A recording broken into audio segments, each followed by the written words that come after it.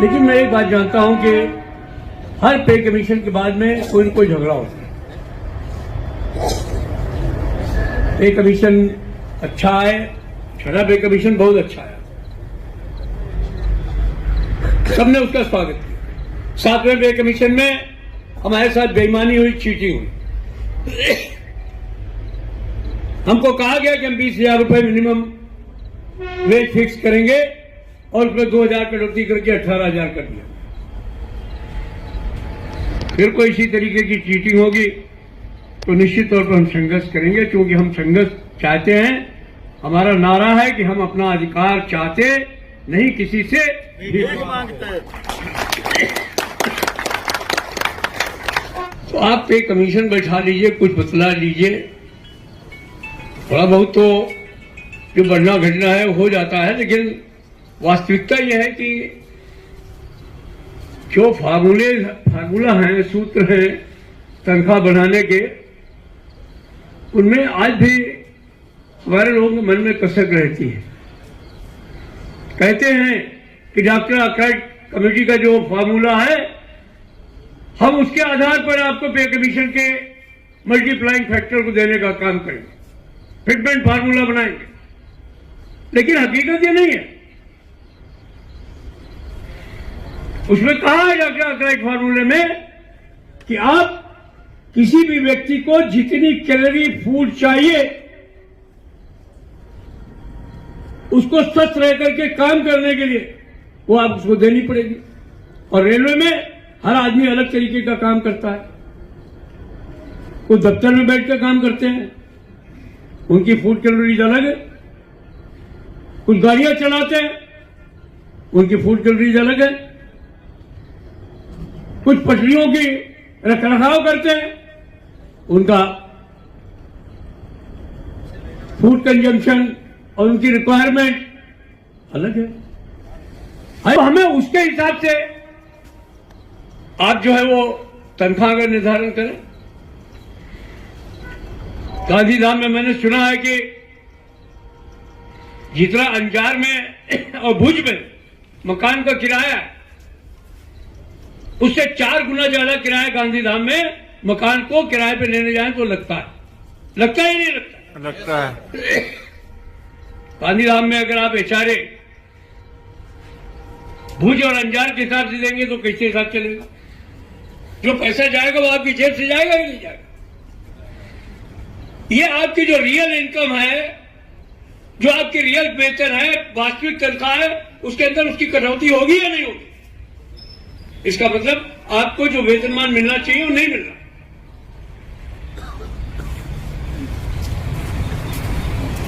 तो लड़ाई झगड़ा करके किसी तरीके से समझा बुझा करके,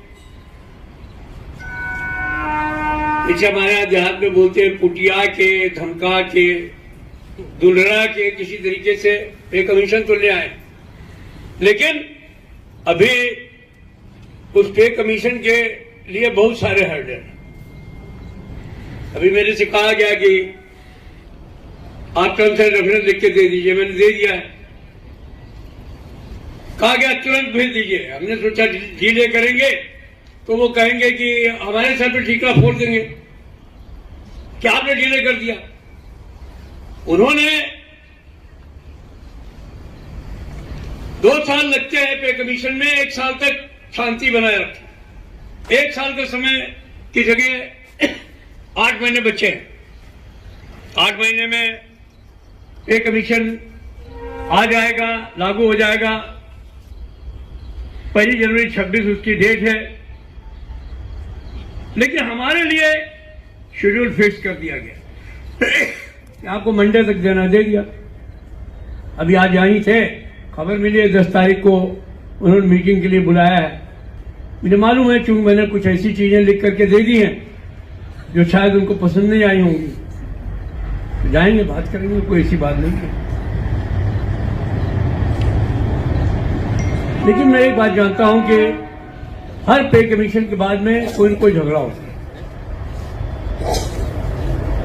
पे कमीशन अच्छा है, छठा पे कमीशन बहुत अच्छा है, सबने उसका स्वागत किया। 7वें पे कमीशन में हमारे साथ बेईमानी हुई, चीटिंग हुई। हमको कहा गया कि हम 20,000 रुपए मिनिमम वेज फिक्स करेंगे और उसमें 2,000 कटौती करके 18,000 कर दिया। फिर कोई इसी तरीके की चीटिंग होगी तो निश्चित तौर पर हम संघर्ष करेंगे, क्योंकि हम संघर्ष चाहते हैं। हमारा नारा है कि हम अपना अधिकार चाहते नहीं, किसी से भी मांगते। तो मित्रों, हमारा काम हम लोग करेंगे, आपको काम आपको करना। हालांकि ये सिस्टम नहीं है हमारे यहाँ। हमारे यहाँ सीपीआई का निर्धारण जो है वो अभी भी पुराने रेट से ही होता है। हमारे बहुत सारे नए बच्चे हैं, वो इन सब चीजों को बहुत अच्छी तरह समझते होंगे। जब भी सीपीआई कंज्यूमर प्राइस इंडेक्स का निर्धारण होता है तो उसके लिए कुछ चीजें मार्केट की जो होती हैं उनको जो है वो उनकी वैल्यू ले करके एक बास्केट में, और उस बास्केट की वैल्यू निकाल करके निकाला जाता है कि कितनी सीपीआई होगी। तो आज भी उसमें हम लोग बहुत बार पे कमीशन सामने भी आवाज रख चुके हैं, सरकार के सामने रख चुके हैं कि भाई जमाना बदल गया है, ये सीपीआई क्यों नहीं बदल रहा। सीपीआई में अभी भी सब्जी के नाम पे आलू है, प्याज हटा दिया जाता है उससे, जिसकी कीमतें सबसे ज्यादा घटती बढ़ती रहती है। टमाटर हटा दिया जाता है उसमें से, जिसकी कीमतें सबसे ज्यादा घटती बढ़ती रहती है। हरी सब्जी हटा दी जाती है, जो आजकल हर कोई खाना पसंद करता है। ब्रांडेड जूते मेरे को भी खरीद के दे दिए किसी ने, मैंने पहन लिए, मैं पहने हुए हूं उनको। अभी चोरी हो गए थे पिछले बार 19 सितंबर के दिन, तो अपने जूतों पे बड़ा निगाह रखता हूं। आज भी होने वाले थे, एक हो गया था, दूसरा ढूंढने में हमको कम से कम 10 मिनट लगा। मैं सोचा कि लगता है कोई दूसरा पाई नहीं गया, लेकिन तब तक खैर मिल गया, कोई बात नहीं। ये जितने बच्चे यहां पे बैठे हुए होंगे, मैं दावे के साथ कह सकता हूं 60% के पैर में ब्रांडेड जूते होंगे, है या नहीं?